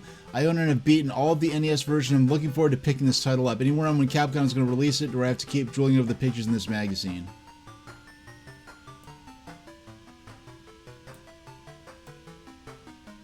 Mega Man X maybe sooner than you think. It features a different storyline from the NES versions. Okay. So Dig and Spike Volleyball. Oh, Echo the Dolphin. Now this is a game I've never played. I am blind on this. I'm fully blind on this. Oh wait, is this even the first? Okay, so this is for the first game, huh? Echo needs your help to find his family and restore peace and tranquility to the ocean. 17 stages. There's a Game Boy and Game Gear version. That's it. Yeah, this is one of those games, Echo the Dolphin, that I heard a lot about, never actually played. This is one of those games that I really do look forward to finally playing. Oh, Gunstar Heroes.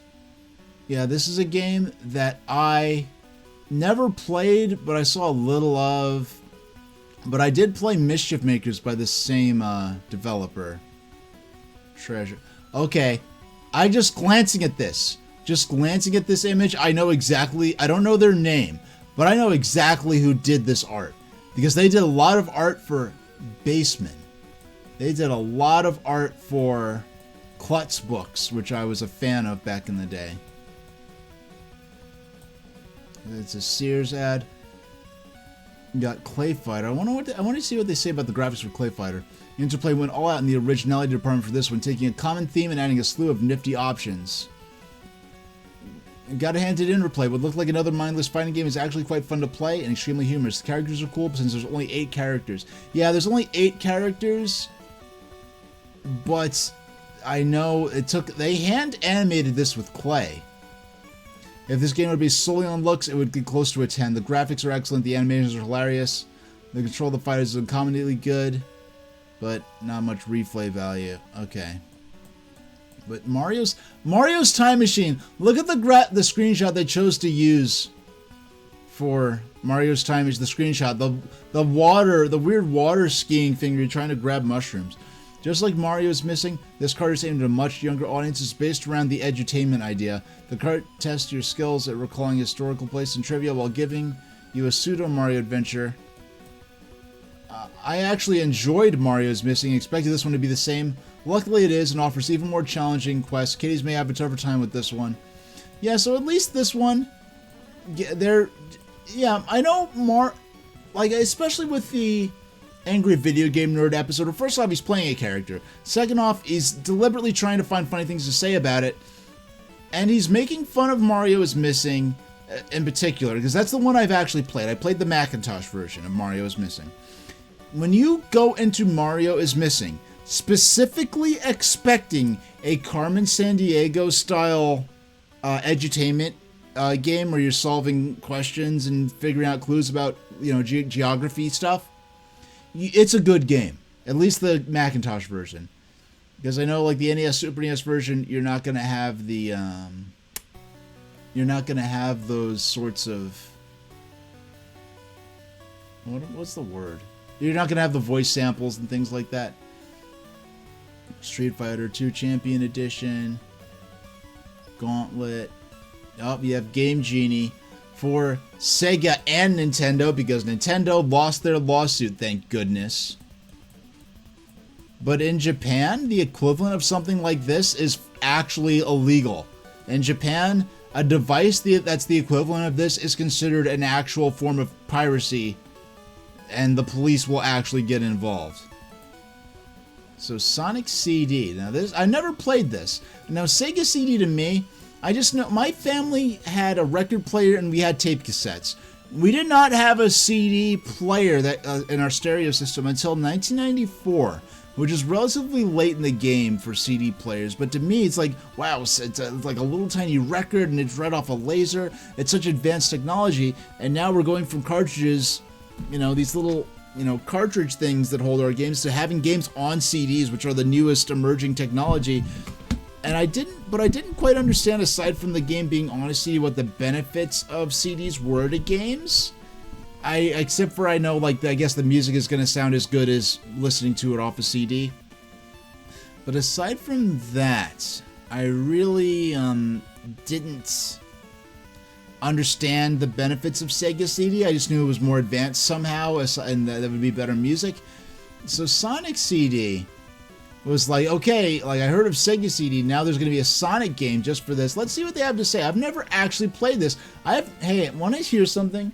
How about being a lifelong Sonic fan, and have only played, the only Genesis Sonic games I played a lot of Sonic 1, never beat it. I played I saw Sonic 2 being played at a friend's house back in the early 90s. I played a Sonic Pinball, about 2 or 3 hours of that first level that's impossible to beat. Then I played about a half hour or so of the first level of Sonic 3D Blast. That's all I've played of Sonic on Genesis. So I look forward to be able to play Sonic on Genesis from the standpoint of a lifelong Sonic the Hedgehog fan who's never played the main games that people, because I learned to love Sonic through the Game Gear games, the 8-bit games. So Super Star Wars, Quarterback Club. Oh, we have the NES Star Wars. Oh, this is for Game Gear. Okay. Battle with the Beast. Battle Blades. Never heard of this game. By Sammy, who later joined with Sega.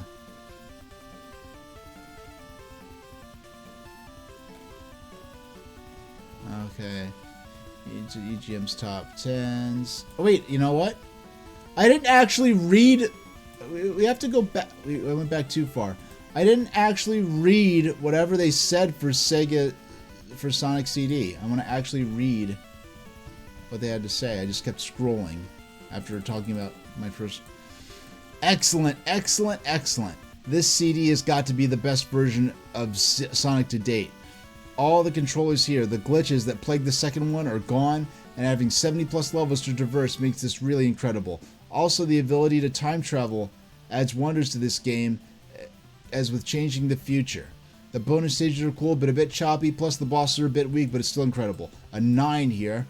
This game is a ball. Sega CD owners finally have a good game to look for. There are tons of levels with cool effects, and the ability to travel into the past and future adds even more to an already great game. The music is what really draws me to this game, a mix of techno in the future and more laid back in the past. The cinemas are great, but you'd expect those as a CD, in a CD game. Game of the year, maybe. Don't believe the hype. Sonic is a cool dude, but there really isn't anything new in his premiere onto the CD scene.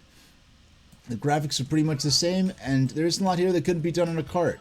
The bonus rounds are very cool, and the music and sounds are extremely high quality. The cartoon-like intros and endings are an added bonus, but there's just not enough originality here to break new ground. Wow, we're talking big levels here. Alright. Okay, so that's what they had to say about Sonic CD, so... And you notice that EGMs from this era were closing in on being like a full half-inch thick. Like, this is like a 300... I remember this ad right here. Super Street Fighter 2 Turbo. Yeah, it was closing in. Yeah, there's Panasonic 3DO. Oh.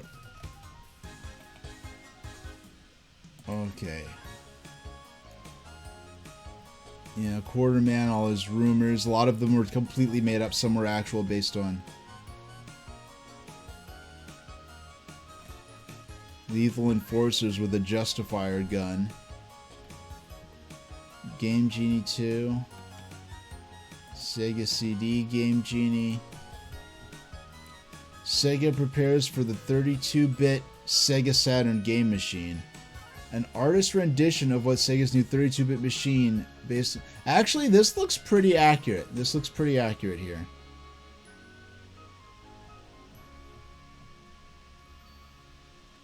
Pioneer debuts new CD-based laser active system. Sega reveals 32-bit plans.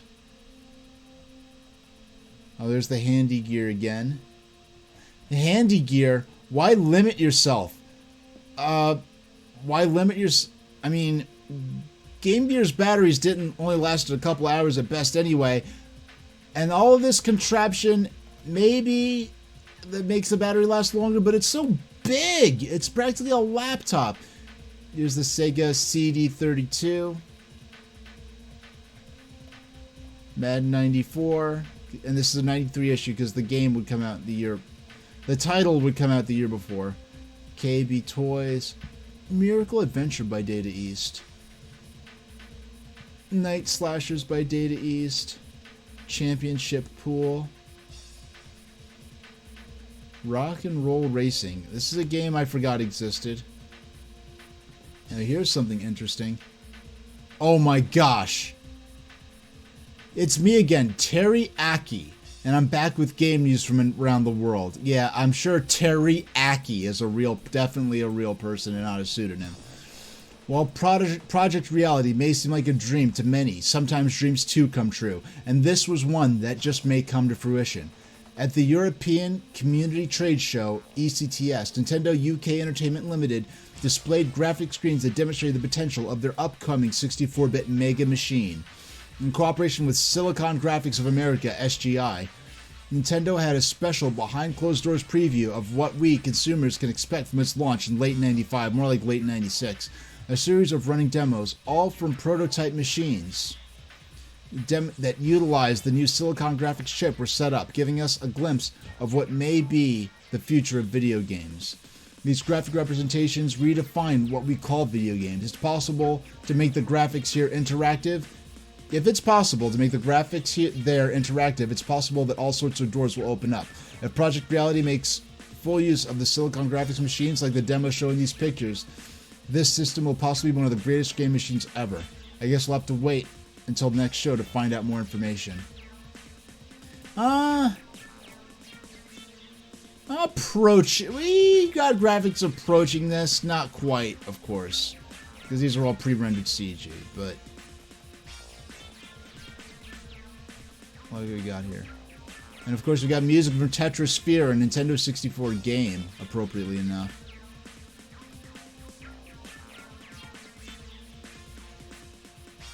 Yeah, so we've got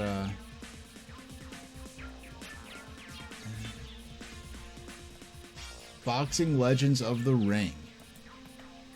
Let's get ready to rumble, trademark. Super Puyo Puyo. I believe this game came out as a Kirby game in North America. Dragon Ball Z 2. The rough and tumble warriors of the stupendous Dragon Ball Z anime series are back for another round of hypercharged battle action. I don't know who this guy is from Dragon Ball Z. I have no clue. Medieval. Nintendo of Japan. Fire Emblem. 3 years ago, the original Fire Emblem on its own established an entirely new genre of games that combine the best elements of war simulations and RPGs. This type of game has gained popularity in Japan, including Shining Force. Fire Emblem will be back as a mammoth 24 meg SFC card, first for Nintendo and the system. It takes place in 20 field maps of the original's 26, and adds 20 more for an original, entirely different adventure that takes place years after the first ones. Why doesn't America get these type of games? This type of game is very addictive. Yeah, not until the Game Boy Advance would we get a Fire Emblem in North America. Tetris Flash. That's a game that never came out in North America, I don't think. Oscar. Never heard of that game. Oh, Space Ace. Home conversion of the CD laser game. What is... Man, this Popeye game, look at zoomed in. I straight up thought that these were, I'm like, Popeye 2, why are those Super Mario Land screenshots? Then I have to zoom in. The clouds look kind of like a pyramid. Man, these graphics zoomed out, they look so much like Super Mario Land 1. The Smurfs for Super Nintendo. Dune Buggies. Yogi Bear. The real Ghostbusters for Game Boy. That's a game that would probably be, I should consider looking into. Oh boy. Oh boy. Here we go. Here we go. I did not think I'd see this in the magazine because I did not know these games. I first became aware of the Zelda CDI games in 1998 in some of the covering the history of the Legend of Zelda series leading up to the release of Ocarina of Time. In fact, in EGM itself. But Link Faces of Evil. On the island of Korodai, an evil is growing. The most gentle of creatures are turning into bloodthirsty beasts. Ganon, spelled with 2 N's, Ganon Band, has awoken the faces of evil, and Link is caught in the midst of the trouble. Travel through 15 play areas and interact with over 90 characters. This game is the first of a line of adventures based off Nintendo characters. Since this is on CD, you can expect there to be terrific music and sound.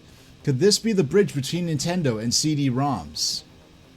Monsters will make themselves known. Some are friends while others are foes. Meet all sorts of characters while on your mystical journey. Link sets out on a wondrous new quest to free the island of Korodai. I'd love to see the actual review of this game at the time. Oh, Goemon 2.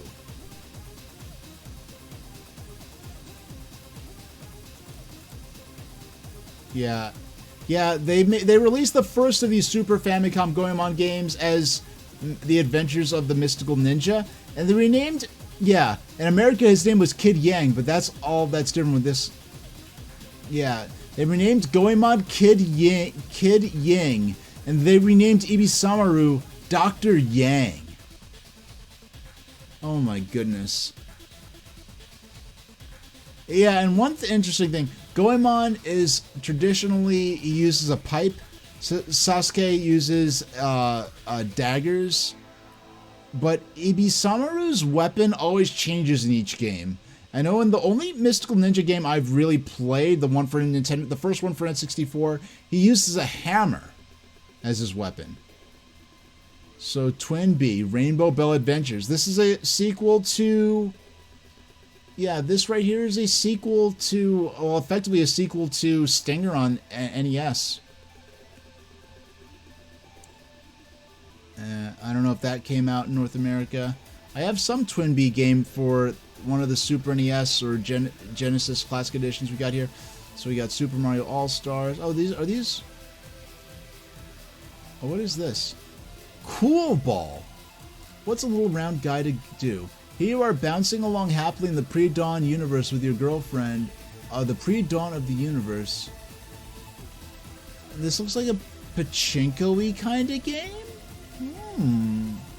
Cool Ball. I'll have to keep... I'm going to type this in.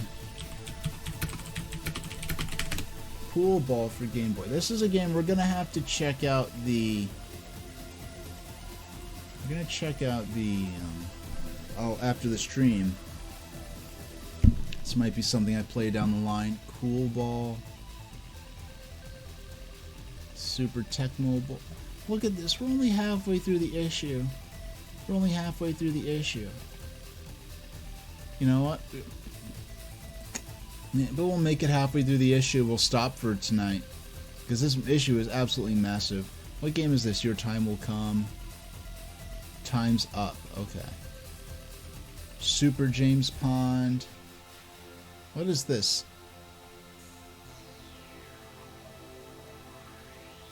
More juice than the Electric Company. Even by the mid-90s, that was getting to be a kind of an old reference. Yoshi's Cookie. Yeah, these are all tips. This section's all... Actually, this section's a bunch of codes. Mario is Missing. The software tool experience geography learning adventure that's way cool. I played this on Macintosh. It's actually not as bad as... If you got this game expecting it to be a platforming sequel to Super Mario World, yeah, you would have been disappointed. But if you know it's going to be a Carmen Sandiego adjacent edutainment game, it's a lot of fun. But check this out. 3DO has caused a major uproar in the industry. With a large number of licensees, a whole slew of upcoming titles, this system is starting off strong. Out of this world startled players around the globe. Its terrific polygon graphics and intense plot instantly drew gamers to it. What better way to show that off what the 3DO can do than by revamping one of the most amazing titles for a home system. The plot of Out of This World starts out fairly simple. During a freak experiment, our hero is teleported to a strange alien world. From start to finish, you must avoid certain doom by using both your mind and your quick reflexes. Yeah, so this game here, I never played this game, but I did play its spiritual successor, Heart of Darkness, for the original PlayStation, which apparently came very close to getting a Game Boy Advance port that sadly never came to fruition. I have not played Heart of Darkness since no later than 1999, so it really would effectively be an entirely new game to me. The Heart of Darkness, it did not scare me, but the themes of, you know, weird monsters, innocent creatures transforming into scary, like, you know, monsters that you have to fight, like all those being teleported to another world, all those themes really, they didn't scare me, but they invigorated me, and it really got me invested in the world and characters. And I swear, Heart of Darkness is the main character and the premise of the main character is so freaking similar to Commander Keen. I'd love to ask anyone involved with this, like, hey, was this sort of inspired by Commander Keen? Like, what is going on with the similarities here?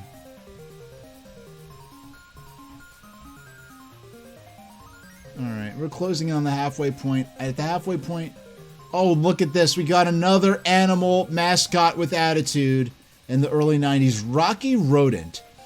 He's quicker than a greased hairball, tighter than a hairpin turn. He's got hair with an... Oh, they actually said the word attitude. Oh my gosh. Yeah, you could not get enough. Like, it was all about these animal mascot platformers in the mid-90s, early 90s.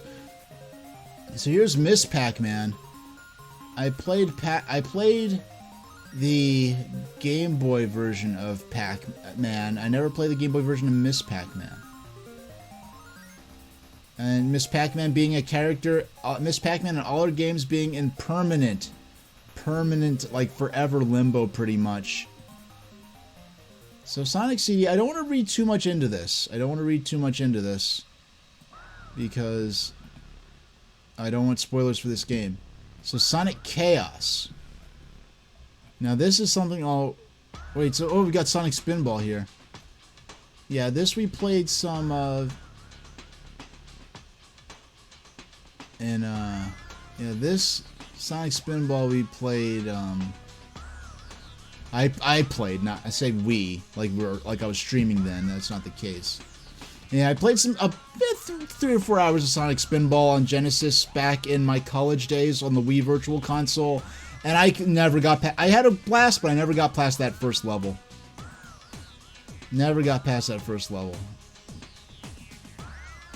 But Sonic Chaos, this is the game I heard... What is going on with Tails' face here? What is going on with Tails' face? Like, I know this key art for Sonic and Tails goes around, but this rendition of it, like, they messed up his face. Like, his snout has absolutely, completely broken perspective with where they replaced, like, it's like they forgot that his snout is, like, exists in 3D space, so his snout is going out to the character's left, but his mouth is opening in the middle of his face. Like, what is this perspective here? Like, gee whiz. I'm thinking this is somehow official art that for some editing reasons got altered before it was placed in the magazine. That's the only sense I can make of this. Okay.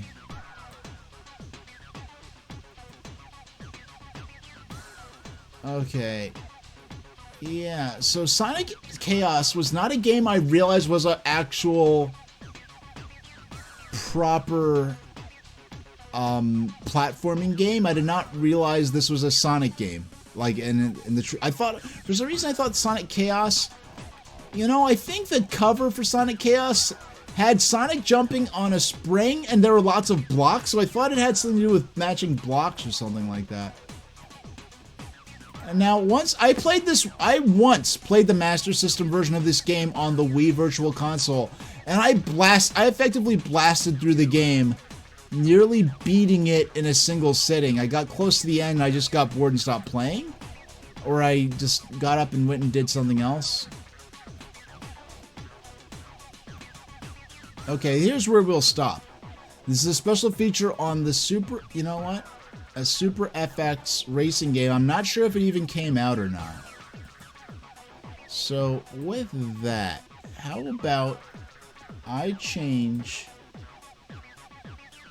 our category back to pinball.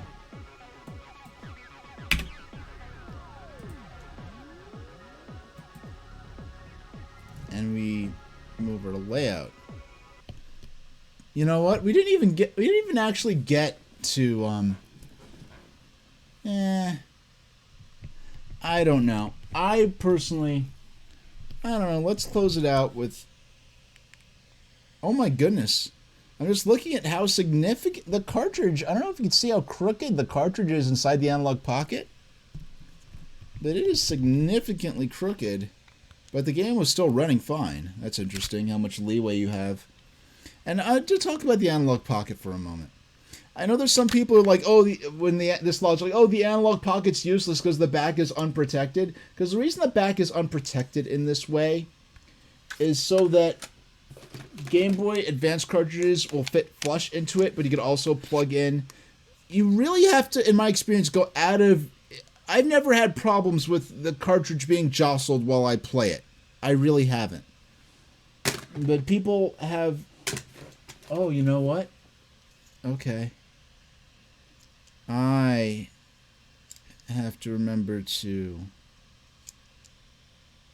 I just found my cartridge of Tears of the Kingdom, which I'm never going to play through this game. I'm not. Sadly. It's a great game, but I just have other... why play an epic 3D modern Zelda game when I could play a 30-year-old alligator pinball game to maybe 2 or 3, if I'm lucky, people on Twitch who actually want to see it, when I could play some other game that would get me more viewers, but I wouldn't be passionate about the game.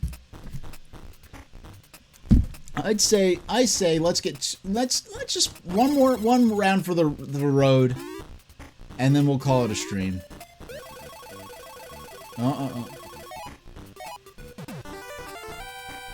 Hey, we got our outline our gutter stopper, the alligator head down there.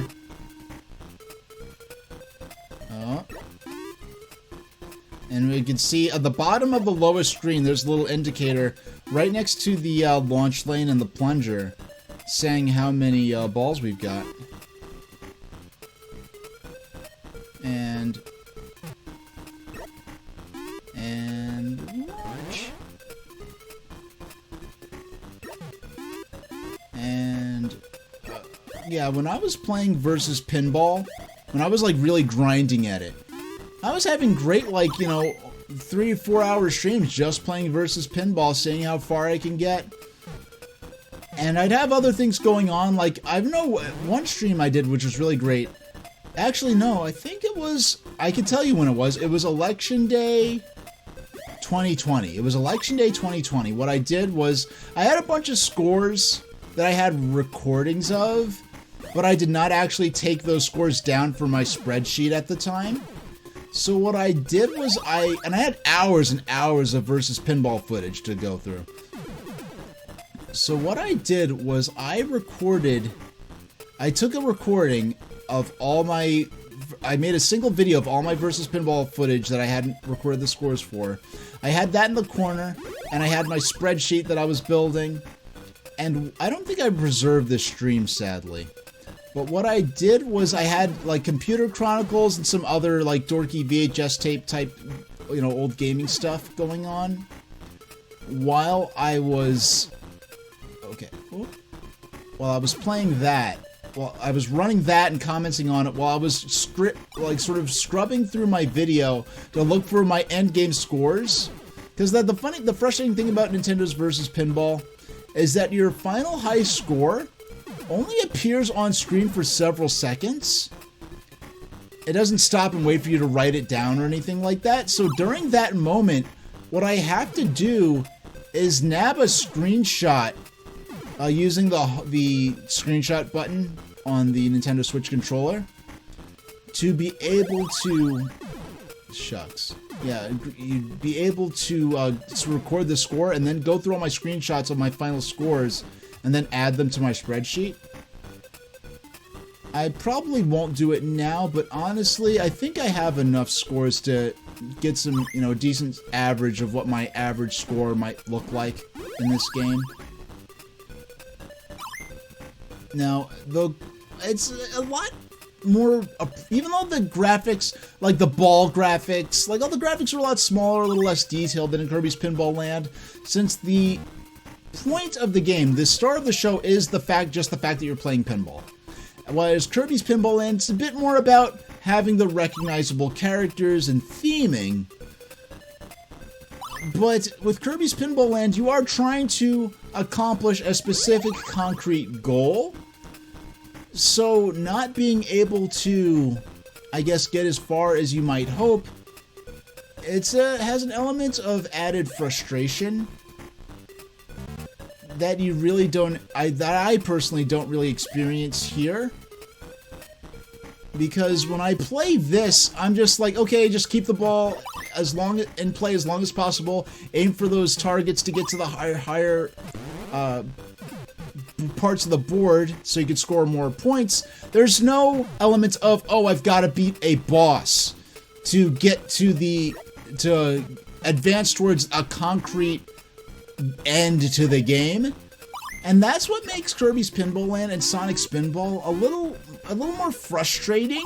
Whereas here I'm just having fun, keeping the ball in play and trying to make the numbers go higher. Whereas with more objective-based video pinball games like Kirby's Pinball Land, Sonic Spinball, I just find it a little more frustrating, a little less fun, even though the games are still well designed. Oh, shucks. Right between my flippers. Really? Are you kidding me? It makes it sound like I'm a penguin or a seal or something complaining about something. Right between my flippers. But I think that when it comes to objective-based pinball games, video pinball games, that Pokemon Pinball gets it right. And the sense that, yeah, you have the objective of, you have a red and a blue table, you want to collect through the tables, hitting certain targets, collecting more Pokemon to add to your Pokedex, but it doesn't become something that feels insurmountable. It doesn't become something that feels frustrating or unfun. And mind you, I've only played a few minutes. The only times I played Pokemon Pinball, I rented it once back in 1999, I guess, or 2000. But I played Pokemon Pinball, mostly the Game Boy Advance sequel. And with that game, I've never found, there's this concrete objective, and I don't really care about the high scores so much, but it's fun trying to collect more Pokemon and catch more Pokemon. So I feel like they incorporated the theming of what Pokemon is and made it into a pinball game that was more fun than frustrating, better in the Pokemon Pinball games than they did with Kirby's Pinball Land and with Sonic Spinball. Now, I know there is a Sonic game for GBA, a Sonic Pinball game for GBA, that there is a storyline element to it, but it is more of a straight-faced, we're simulating a pinball table. Now, if I remember correctly, that game does attempt to recreate an actual three-dimensional physical pinball table, whereas what we have here is more of a strictly two-dimensional flat representation of a pinball game. And I know there's certain table elements in Pokemon Pinball Ruby and Sapphire that do try to recreate 143040. 143040. 040. And that is a show. I will be back tomorrow, Saturday, the 27th of April at 6 p.m. Eastern Standard Time. I will be playing, honestly, I'm not that... I mean, I only played one table, but I'm not over the moon for Kirby's Pinball Land. It's a good game to play for fun, but to sit down and play it and try to beat it, it's just not that fun to me. In terms of, at least in the streaming environment. This might be one of the first games I played where my experience of fun is better reflected in my off-stream experience than my on-stream experience. Generally, my on-stream experiences have been pretty equitable between streaming and non-streaming. Now, there are many of the games that I played for the first time on stream, I have only played on stream while the camera's rolling. And mind you, when I play on stream, it's the main way I play these days for the most part. But, yeah, I'll probably a decent amount of Revenge of the Gator. Just a little Pokemon... a lot of Pokemon training games probably going to be the main game. We'll play a little Revenge of the Gator, get a couple... maybe 2 to 4 scores in. And maybe we'll finish... And what I want to do is finish the back half of this magazine that actually contains the review of Kirby's Pinball Land. The reason I picked this particular issue to begin with. Now, I know what I'm going to do next. I'm going to send all of you over to my pal Harbus. And Harbus, I mean, he is playing... Let's see what he's playing. Because he's live now. He is playing...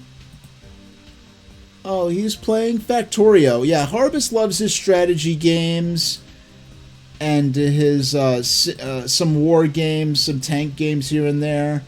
He used to play this game that was about getting your truck stuck in mud or snow and having to pull it out. He doesn't play that so much these days. And Harbus is someone who I knew of them a long time before they actually started streaming. And they may or may not be a 7-foot-tall evil fox man, which is always interesting. So say hi to Harbus. I will see you all tomorrow at 6 p.m. Eastern Standard Time, and thank you very much for watching.